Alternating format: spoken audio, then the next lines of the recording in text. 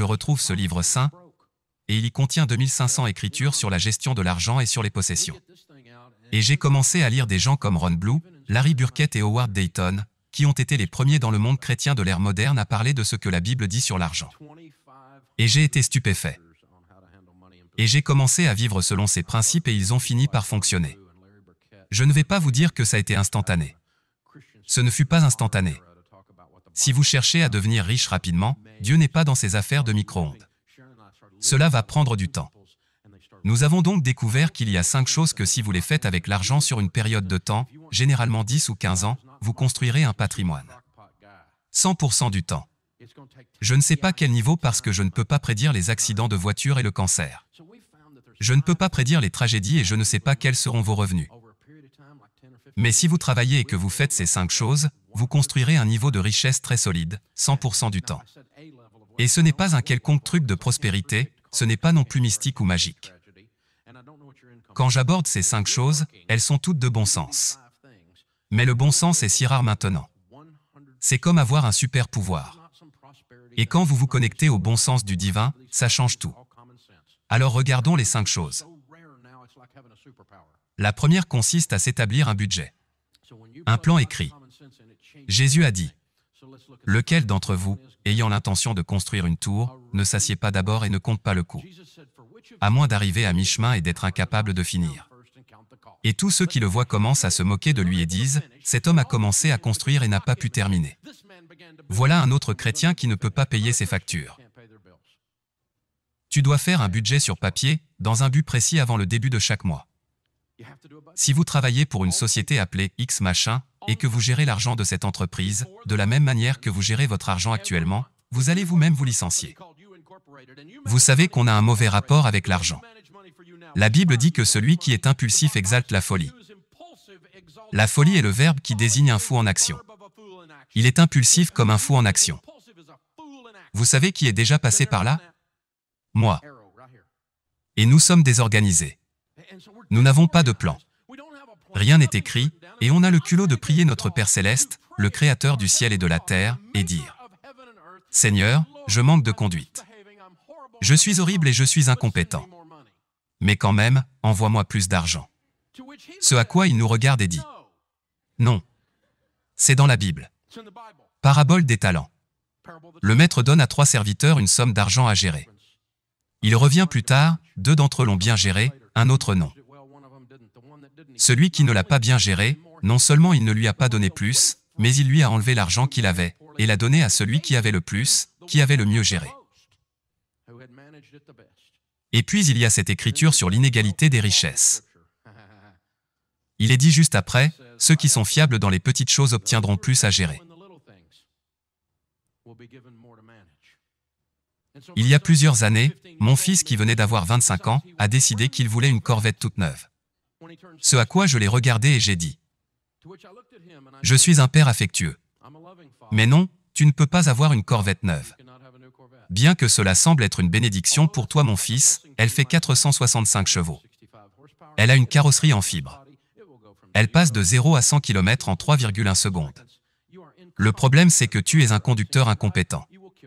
J'ai vu ta conduite. Tu vas te tuer avec cette voiture. Et jusqu'à ce que tu prouves ta compétence, on ne va pas parler d'un truc aussi ridicule. Donc pour l'instant, ce que tu auras, c'est une vieille chevette avec une gerbille fatiguée sous le capot. Soyez d'abord sérieux dans les petites choses. Décidez. Ce qui est intéressant avec chacun de ces principes, c'est que vous pouvez décider aujourd'hui de les mettre en pratique. J'avais un gars qui travaillait avec moi, et il ne faisait pas ce processus correctement.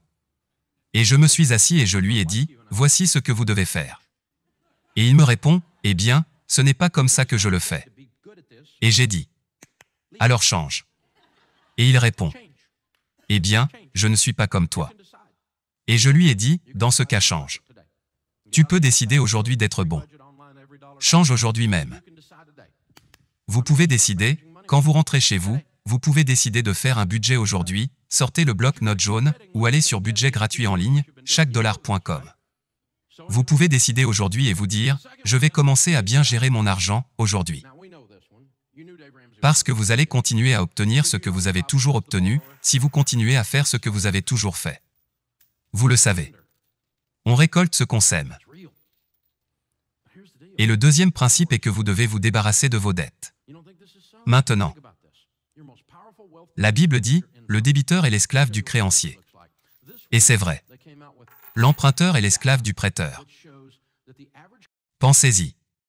Votre outil de construction de richesse le plus puissant est votre revenu. Laissez-moi vous montrer à quoi ressemble cet esclavage. De nouvelles données montrent que le paiement moyen d'une voiture en Amérique aujourd'hui, selon la National Auto Dealers Association, est de 499 $. C'est dangereusement proche de 500.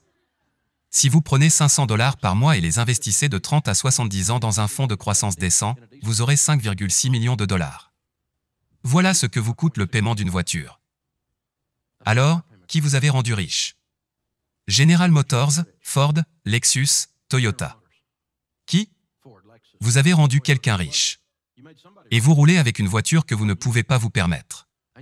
Vous vous grattez la tête et vous vous demandez pourquoi le fonds pour l'université de vos enfants n'a pas été approvisionné. Parce que vous donnez tout votre argent à quelqu'un d'autre. Et ceux que vous rendez riches ont de plus beaux meubles dans leur immeuble.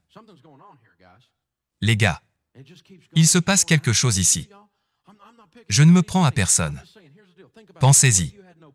Et si vous n'aviez pas de paiement? Je n'arrive même pas à me faire cette idée. Eh bien, tu auras toujours un paiement pour ta voiture. Vous entendez les gens dire ça. Le petit homme ne peut pas avancer. Vous aurez toujours à payer une voiture pour conduire quelque chose de bien. J'espère qu'on va élire un président qui va arranger ma vie. Ça n'arrivera pas. Aucun d'eux n'a la solution. Je vous le dis. Vous êtes en charge de votre vie. Alors comment se débarrasser de ces dettes? Eh bien, vous devez décider de ne plus emprunter. C'est la première étape. Tu es bizarre. Vous avez raison. Je suis bizarre. Et je ne suis plus fauché non plus.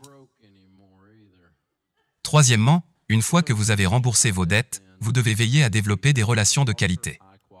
Qu'est-ce que ça a à voir avec l'argent? Il y a une énorme corrélation entre ceux qui construisent leur richesse et les personnes qu'ils fréquentent. Parce que vous devenez ce que vous fréquentez. Si vous le remarquez, on devient ce qu'on fréquente.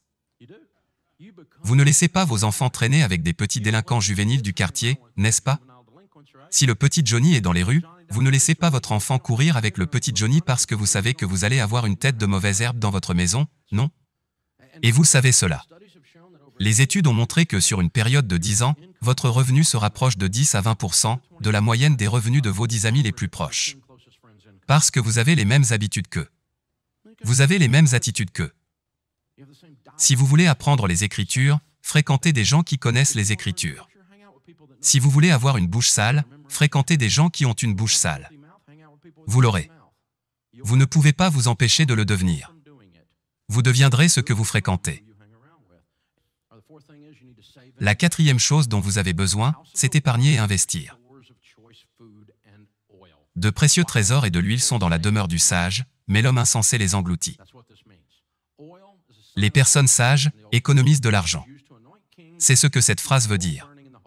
L'huile est un signe du Saint-Esprit dans l'Ancien Testament, elle était utilisée pour oindre les rois et pour que l'huile brûle dans le Saint des Saints. Et donc elle était utilisée sur le marché comme nous utilisons de l'argent aujourd'hui, comme moyen d'échange.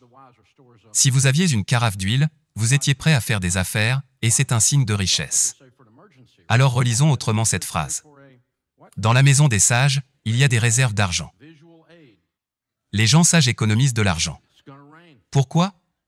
On ne va pas commencer par leur dire qu'il y a urgence, non? Grand-mère l'a dit. Économisez pour les jours pluvieux. Je vous dis qu'il va pleuvoir. Tu vas avoir un accident de voiture. Tu vas perdre ton travail. Il va se passer quelque chose. Tu vas avoir besoin d'argent. Dave, tu dois être positif. Je suis certain qu'il va pleuvoir. Quelque chose va arriver. Et puis tu dois économiser et investir pour prendre ta retraite avec dignité. Tu sais, je vais dépenser tout ce que je gagne et espérer que le gouvernement, qui est bien connu pour sa capacité à gérer l'argent, prendra soin de moi. C'est une idée stupide. C'est juste ridicule. Et nous comptons sur eux, d'une manière un peu bizarre, pour venir. Ils ne viendront pas. Il n'y a pas de cheval blanc. Il n'y a pas de calvaire. Vous êtes en charge de votre destin. Et c'est une excellente nouvelle. La dernière étape est celle-ci. Dieu aime ceux qui donnent avec joie. Il aime celui qui donne avec joie et cela concerne la générosité. La générosité n'est pas seulement un transfert de fonds. La générosité est un esprit. Les personnes généreuses sont plus attirantes, elles sourient, elles ne sont pas grognonnes. Elles ne ramènent pas tout à elles. Ce sont elles qui ouvrent la porte. Ce sont elles qui, lorsque le panier tombe et vos courses roulent le long du parking, ce sont elles qui vous aident à les ramasser. La générosité est un esprit. Elle change tout dans votre vie. Mais c'est terrible et difficile de donner si vous êtes fauché. Si vous êtes endetté, si vous n'avez pas fait d'économie, si vous n'avez pas de plan, et si vous ne fréquentez pas d'autres personnes qui sont généreuses, et ainsi de suite. Tu dois décider aujourd'hui. Cela va changer votre vie. Vous allez changer tous ceux qui portent votre nom de famille et qui vous suivent. Si vous faites ces choses, c'est puissant. Quand l'Écriture croise votre vie, la vérité de Dieu croise votre vie, elle passe de votre tête à votre cœur, elle change votre comportement et change la trajectoire de votre vie. Elle changera votre arbre généalogique.